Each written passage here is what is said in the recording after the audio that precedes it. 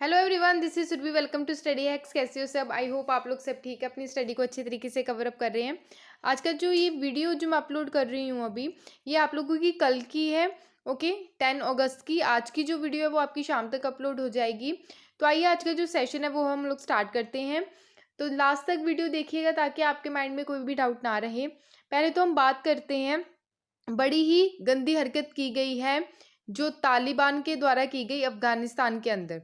Okay, Taliban के द्वारा जो रिमूव कर दिया गया है यहाँ पर निशान साहिब, जिसको हम बोलते हैं, जो सिख रिलीजियस फ्लैग होता है, उसको यहाँ से रिमूव कर दिया गया है तालिबान के द्वारा। इससे साफ जाहिर होता है कि तालिबान जो है अफगानिस्तान में माइनॉरिटीज़ को वहाँ पे जीने नहीं देगा। ऐसी चीज़ें देखने को मिल रही हैं। अगर वो पावर में आ गया तो तालिबान जो है, अगर वो पावर में आ गया तो जो माइनॉरिटी जो ग्रुप है वहाँ का, तो उसको मतलब आप बोल सकते हैं बहुत ही वो सप्रेस करेगा वहाँ पे। ओके, क्योंकि यूएसए के जो ट्रूप्स थे वहाँ से विड्रॉ होने के बाद तालिबान जो है अपना जो दबदबा है वो अफगानिस्तान में बनाने की कोशिश कर रहा है। ऑलमोस्ट जो एरिया है वो तालिबान ने अपने कंट्रोल में ले लिया है। जैसे हमने पहले पढ़ा था, दहला डैम जो है अफगानिस्तान का, उसको भी तालिबान ने अपने कंट्रोल में ले लिया है। तो ये बहुत ही गंदी हरकत देखने को मिली है तालिबान के द्वारा, जो अफगानिस्तान में की गई है। निशान साहिब जो है उसको उनको हटा दिया गया है। ठीक है, तो जो गुरुद्वारा थला साहिब जो है वहाँ पे, ये सारा जो ये प्रोविंस है अफगानिस्तान में, चमकनी पख्तिया प्रोविंस अफगानिस्तान में, वहाँ पे ये गुरुद्वारा थला साहिब देखने को मिलता है। वहाँ पे ये कंडीशन देखने को मिली और ये हिस्टोरिकल गुरुद्वारा है। यहाँ पे श्री गुरु नानक देव जी के द्वारा विजिट भी किया जा चुका है। ओके, तो जो विड्रॉ के बाद जो ट्रूप्स जो थे यूएसए के ट्रूप्स और नाटो के जो ट्रूप्स थे, ठीक है, तो उसके उनके विड्रॉ के बाद जो तालिबान जो है अपना दबदबा काफ़ी बना रहा है अफगानिस्तान में। तो काफ़ी ज़्यादा कंडीशन जो है अफगानिस्तान गवर्नमेंट और तालिबान के बिटवीन कंडीशंस बहुत ख़राब देखने को मिल रही है। तो ये काफ़ी ज़्यादा इंपॉर्टेंट हो जाता है। ये जो है गुरुद्वारा थला साहिब कहाँ पे सिचुएटेड है, ये आप लोगों के लिए काफ़ी ज़्यादा इंपॉर्टेंट हो जाता है एग्ज़ाम के पॉइंट ऑफ व्यू से। ठीक है, आई होप आपको इतनी चीज़ क्लियर हुई होगी। नेक्स्ट चलते हैं, ग्लेशियर की बात हो रही है। ग्लेशियर जो आप देख ही सकते हैं अभी काफ़ी ज़्यादा कंडीशन, जो टेम्परेचर जो बढ़ रहा है ग्लोबल वार्मिंग की वजह से, जो ग्लेशियर्स हैं ऑल ओवर वर्ल्ड में, इंडिया में, ठीक है, ये पिघल रहे हैं, मेल्ट हो रहे हैं। तो क्या कंडीशन है जो देखने को मिली है वो हम देखते हैं। पेंसी लुंगपा जो ग्लेशियर है, पैक्सी लुंगपा ग्लेशियर जो लोकेटेड कहाँ पे है, लद्दाख जंस्कर वैली। ओके, तो ये वहाँ से क्या हो रहा है, ये ग्लेशियर ये मेल्ट हो रहा है। किसके कारण? जो टेम्परेचर जो है वो इंक्रीज हो रहा है और जो प्रेसिपिटेशन जो डिक्रीज हो रही है ड्यूरिंग विंटर। ओके, तो ये रिसेंटली स्टडी की गई है, उस स्टडी में पाया गया है। पहले हम देख लेते हैं। यहाँ पे आप देखिए ये ग्लेशियर जो है जिसका मैंने अभी नाम बताया, जिसका नाम है पेंसी लुंगपा जो ग्लेशियर है। ठीक है, ये याद रखिएगा कहाँ पे है, ये लद्दाख वाले रीजन में है। ओके, यहाँ पे भी आप देख सकते हैं इस रीजन की बात हो रही है ये। ओके, ये लद्दाख वाला रीजन और ये जम्मू एंड कश्मीर वाला। ठीक है, तो याद रखिएगा क्योंकि बाइफुर्केशन के बाद जब 5 अगस्त 2019 में बाइफुर्केट किया गया, ठीक है, जम्मू एंड कश्मीर और लद्दाख को अलग अलग यूनियन टेरिटरी बनाया गया और ये पार्ट जो है ये जम्मू कश्मीर और ये लद्दाख है। ठीक है, तो जो ग्लेशियर की अगर हम बात कर रहे हैं वो लद्दाख वाले रीजन में है, लद्दाख जंस्कर वैली। यहाँ पे आप देख सकते हैं जंस्कर रेंज, आप यहाँ पे देख सकते हैं ये सारी जो फैली हुई है जंस्कर रेंज, और यहाँ पे ये ग्लेशियर देखने को मिल रहा है जो हाल ही में मेल्ट होना स्टार्ट हो गया है।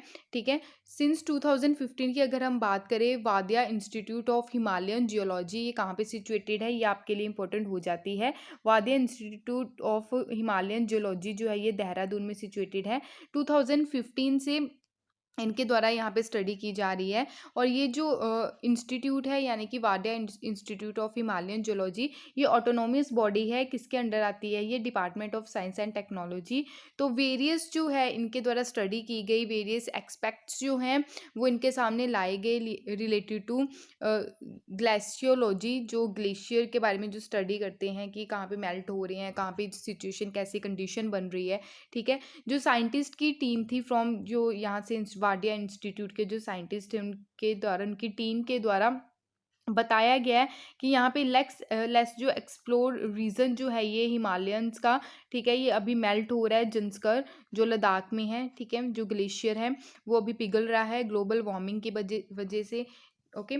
स्टडी जो है इसमें ऑब्जर्व किया गया पिछले जो 4 साल का जो 4 साल की स्टडी की गई है 2015 से 2019 तक की, तो उसमें पाया गया कि जो ग्लेशियर है वो रीट्रीटिंग जो एवरेज रेट है इसका, यानी कि इसका मेल्ट होने की जो एवरेज रेट है 6.7 plus minus 3 meter per annum है। ओके। तो यहाँ पे आप देख सकते हैं काफ़ी ज़्यादा इंपॉर्टेंट है। ये किसके कारण हो रहा है? ये पोल्यूशन के कारण हो रहा है, पेड़ काटे जा रहे हैं, ये सारी चीज़ें देखने को मिल रही है। ओके। तो बहुत ही ज़्यादा कंडीशंस ऐसी है जो देखने को मिल रही है। इससे क्या रहेगा, अगर ग्लेशियर्स मेल्ट होंगे तो फ्लड आने के चांसेस होते हैं। सी लेवल जो है वो काफ़ी ज़्यादा इंक्रीज हो जाता है, जिसके कारण फ्लड आते हैं बारिश वगैरह में, आप देख ही सकते हैं। ठीक है। तो काफ़ी ज़्यादा कंडीशंस ऐसी देखने को मिलती हैं। आई होप आपको इतनी चीज़ क्लियर हुई होगी। नेक्स्ट है पीएम दक्ष पोर्टल। पीएम दक्ष पोर्टल जो है, पहले तो आपको इसकी फुल फॉर्म पता होनी चाहिए कि दक्ष की फुल फॉर्म क्या है। प्रधानमंत्री दक्षता और कुशलता संपन्न हितग्राही पोर्टल और प्रधानमंत्री दक्ष मोबाइल ऐप ये लॉन्च किया गया है। Ministry for social justice and empowerment के द्वारा ये लॉन्च किया गया है। किसके अंडर है ministry of social justice and empowerment? इनका नाम क्या है बताइएगा मेरे को कमेंट बॉक्स में। जो डेवलप किया गया है ये जो पोर्टल है और ये मोबाइल ऐप जो है, ये डेवलप किसके द्वारा किया गया है? Ministry of social justice and empowerment. Collaboration किसका रहा? NEGD का। ओके। तो स्किल डेवलपमेंट स्कीम है ये, जैसे प्रधानमंत्री कौशल विकास योजना है उसी से सिमिलर आप बोल सकते हैं, वैसी ही ये स्कीम है पीएम दक्ष पोर्टल और पीएम दक्ष मोबाइल ऐप। तो स्किल डेवलपमेंट स्कीम है, ये टारगेट करेगा ग्रुप्स को, स्पेशली जो यूथ हैं। ठीक है। और स्पेशली जो टारगेटेड ग्रुप्स जो यूथ में शेड्यूल कास्ट, शेड्यूल ट्राइब्स जो रहेंगे, बैकवर्ड क्लासेस, सफाई कर्मचारी, इसमें क्या करेंगे, इससे रिलेटेड स्किल डेवलपमेंट से रिलेटेड इंफॉर्मेशन ले सकते हैं। ओके। तो एक एक प्लेटफॉर्म प्रोवाइड करवा दिया गया है सभी सेक्शंस के लिए, specially schedule caste, backward classes और सफाई कर्मचारी जो हैं उनके लिए। ओके। अगर बात करें ये इम्प्लीमेंट जो किया जाएगा जो 2020 और 21 तक का है, इम्प्लीमेंटेड जो है, ये 3 कॉरपोरेशन जो है जो मिनिस्ट्री के अंडर आती है, ये 3 कॉरपोरेशन मिलके काम करेंगी। पहली है national scheduled caste finance and development corporation. Second है national backward classes finance and development corporation. Third है national Safai Karmachari finance and development corporation. Skill development जो है, स्किल डेवलपमेंट की यहाँ पे ट्रेनिंग दी जाएगी। पास्ट लास्ट 5 ईयर से जो अगर टारगेट ग्रुप्स की अगर हम बात करें, उनको ट्रेनिंग दी गई है, जैसे प्रधानमंत्री कौशल विकास योजना है। ओके। तो जो ट्रेनिंग दी गई है 2,73,152 जो टारगेट ग्रुप्स है, जो SC हैं, ठीक है, बैकवर्ड क्लासेस हैं या फिर सफाई कर्मचारी हैं, लास्ट 5 ईयर से 2,73,152 लोगों को इसके तहत ट्रेनिंग प्रोवाइड करवाई जा चुकी है। अगर बात करें ड्यूरिंग 2021 और 22 का जो ईयर है, और ये इस ईयर में प्रोवाइड करवाई जाएगा स्पेशल जो स्किल डेवलपमेंट ट्रेनिंग है, अप्रोक्स 50,000 पीपल्स को, स्पेशली जो टारगेटेड ग्रुप्स हैं, दीज 3 कॉरपोरेशंस के थ्रू यहाँ पे ये ट्रेनिंग जो है वो प्रोवाइड करवाई जाएगी। आई होप आपको इतनी चीज़ क्लियर हुई होगी। नेक्स्ट है सरला ठकराल। सरला जो ठकराल हैं, ये हमारे इंडिया की फर्स्ट वुमेन पायलट हैं, जिनके द्वारा ये प्लेन जो है ये चलाया गया था। ओके। कब? जब वर्ल्ड वॉर सेकेंड का टाइम था। तो इनकी अभी 107 बर्थ एनिवर्सरी है, एनिवर्सरी सेलिब्रेट की गई। तो गूगल के द्वारा यहाँ पे आप देख सकते हैं, गूगल के द्वारा यहाँ पे गूगल होम पेज जो लगाया गया। ठीक है। होम पेज पे ये जो आइकन है वो लगाया गया गूगल के द्वारा। तो ट्रिब्यूट किया गया सरला ठकराल को, जो इंडिया की फर्स्ट वुमेन पायलट थी, जिनके द्वारा जो प्लेन है वो चलाया गया। ठीक है। तो सरला ठकराल जो हैं, इनका जो यानी कि इनका जो जीवन काल रहा 1914 टू 15 मार्च 2008 तक का रहा। और ये फर्स्ट इंडियन वुमेन थी जिनके द्वारा फ्लाई किया गया aircraft during world war second के टाइम ड्यूरेशन में। तो इनका जो जन्म हुआ 1914 में हुआ, एविएशन पायलट लाइसेंस जो इनको मिला 1936 में मिला। यंग एज यानी कि तब जब इनको जो लाइसेंस मिला तब इनकी एज कितनी थी, 21 थी। ओके, ठकराल जो है ये स्टूडेंट रही लाहौर फ्लाइंग क्लब की, ठीक है। तो ये फर्स्ट इंडियन वुमेन है जिनके द्वारा कंप्लीट किया गया 1000 आवर्स फ्लाइट टाइम ड्यूरेशन था, ठीक है। तो इनको फिर क्या मिला, लाइसेंस मिला। और इनके द्वारा जो है प्रिपरेशन जो देखने को मिली कमर्शियल पायलट की, तो वर्ल्ड वॉर सेकंड जो है इनके, वर्ल्ड वॉर सेकंड जो थी तो उस वॉर में काफ़ी ज़्यादा अहम रोल इनके द्वारा प्ले किया गया। तो आपको याद रखना है कि हमारे इंडिया की फर्स्ट वुमेन पायलट कौन थी जिनके द्वारा प्लेन जो है वो चलाया गया, वो थी सरला ठकराल, ठीक है। आई होप आपको इतनी चीज़ क्लियर हुई होगी। नेक्स्ट है काफ़ी ज़्यादा इंपॉर्टेंट जो है टॉपिक है, ये आर्टिकल है आपका फेसलेस ई असेसमेंट स्कीम। ये है क्या आखिर, इसका मेन पर्पस क्या है इस स्कीम का, आइए देखते हैं। फेसलेस और ई असेसमेंट स्कीम जो है इसका मेन पर्पस जो है इसको इंट्रोड्यूस करने का कि सिस्टम में क्या लेके आना, ट्रांसपेरेंसी लेके आना।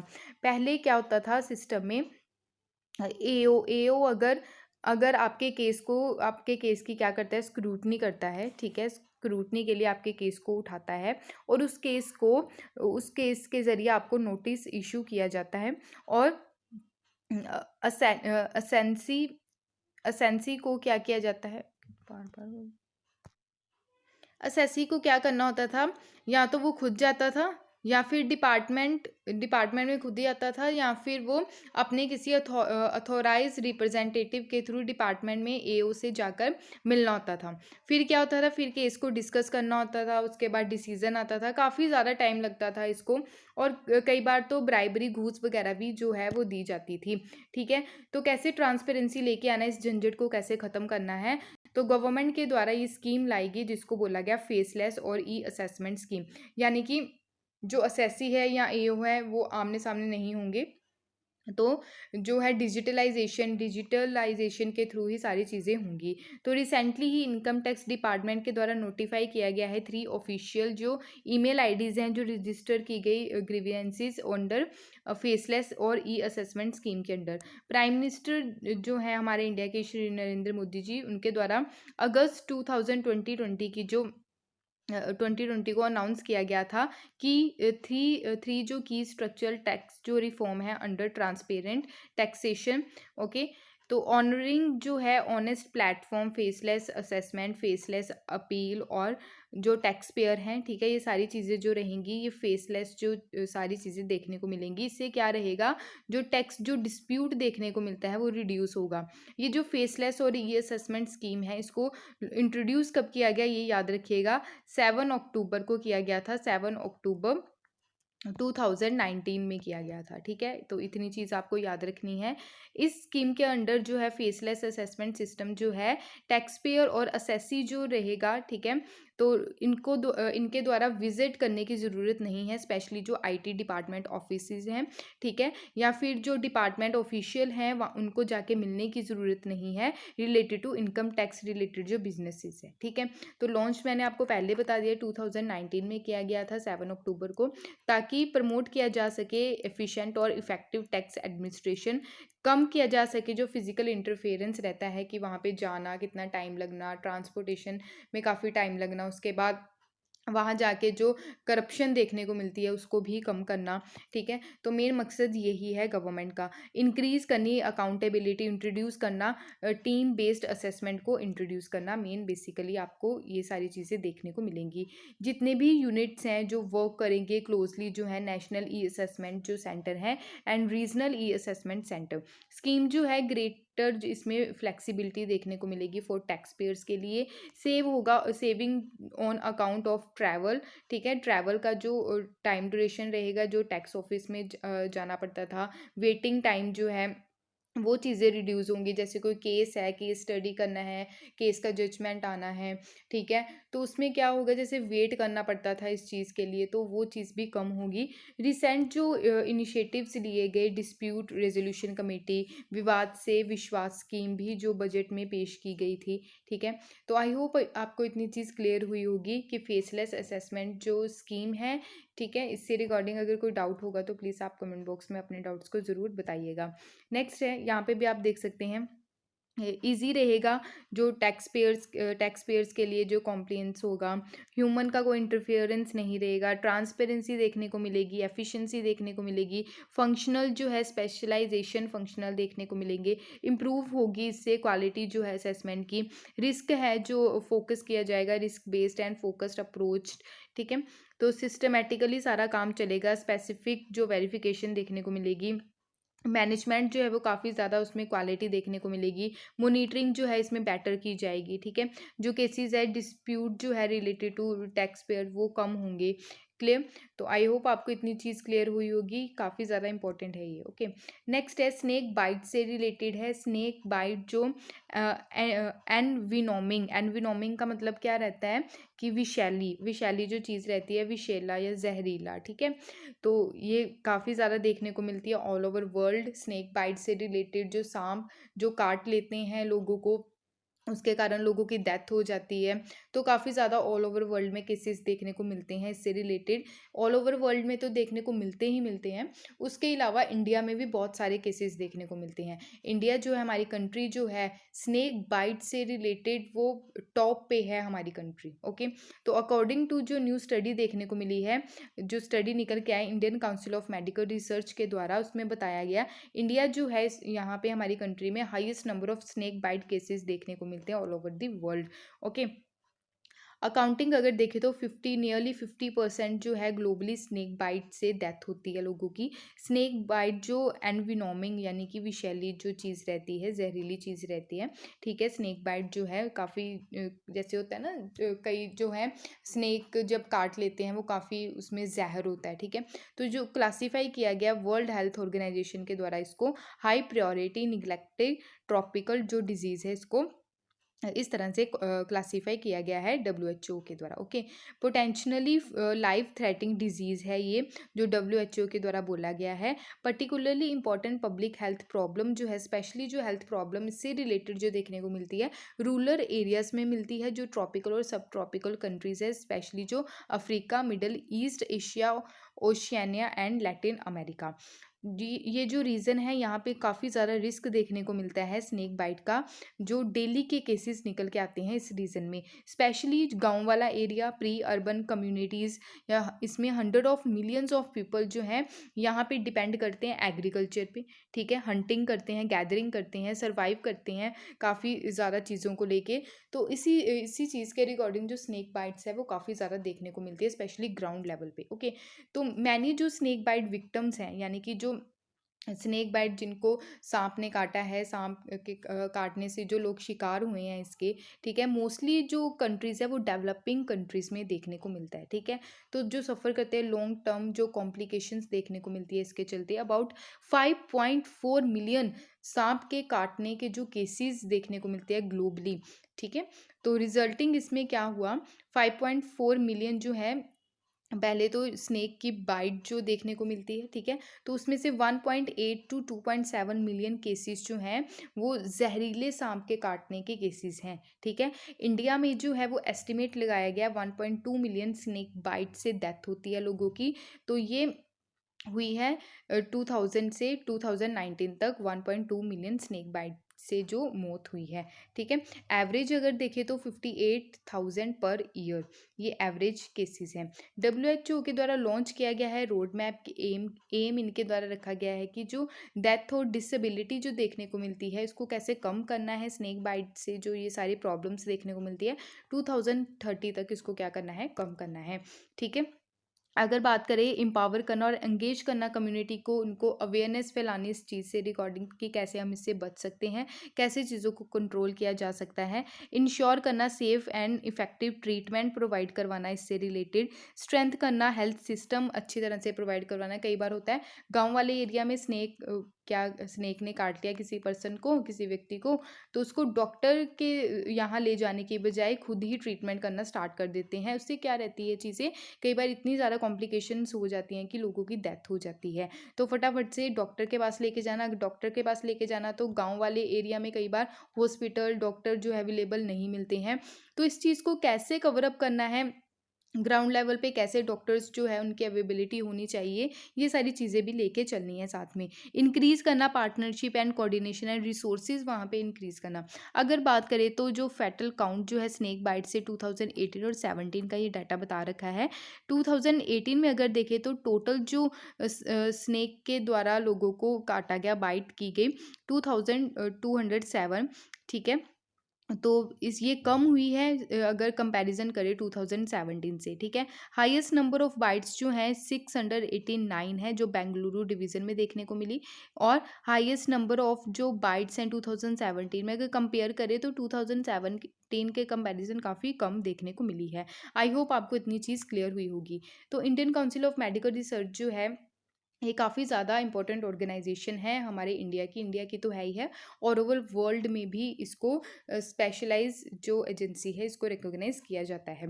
ये अपेक्स बॉडी है इंडिया की, ये फॉर्मुलेशन करती है, कोऑर्डिनेशन एंड प्रमोट करती है बायोमेडिकल रिसर्च को। ये one of the oldest and largest medical research body है ऑल ओवर वर्ल्ड में। आईसीएमआर जो है फंडेड जो है गवर्नमेंट ऑफ इंडिया के द्वारा इसको फंड दिया जाता है through department of health research and ministry of health and family welfare. याद रखिएगा, Indian council of medical research जो है ये जो है ये ministry of health and family welfare के अंडर आती है। फॉर्मेशन इसका हुआ 1911 में as a Indian research fund association. 1949 में इसका रीनेम किया गया as a Indian council of medical research. Headquarters जो हैं इसके न्यू दिल्ली में देखने को मिलेंगे। डायरेक्टर जनरल जो हैं वो है बलराम भार्गव। ये चीज़ आपको याद रखनी है, काफ़ी ज़्यादा इंपॉर्टेंट है, ठीक है। ये थे करंट अफेयर्स आपके, बहुत बहुत ही ज़्यादा इंपॉर्टेंट थे। आई होप आपको इतनी चीज़ क्लियर हुई होगी। अगर फिर भी कोई डाउट होगा इससे रिकॉर्डिंग तो प्लीज़ अपने डाउट्स को ज़रूर शेयर कीजिएगा। पीडीएफ जो है आपको टेलीग्राम में मिल जाएगी, आप टेलीग्राम चैनल को ज्वाइन कर लीजिएगा। इंस्टाग्राम पे भी आप फॉलो कर सकते हैं। Thank you for watching my video. जय हिंद।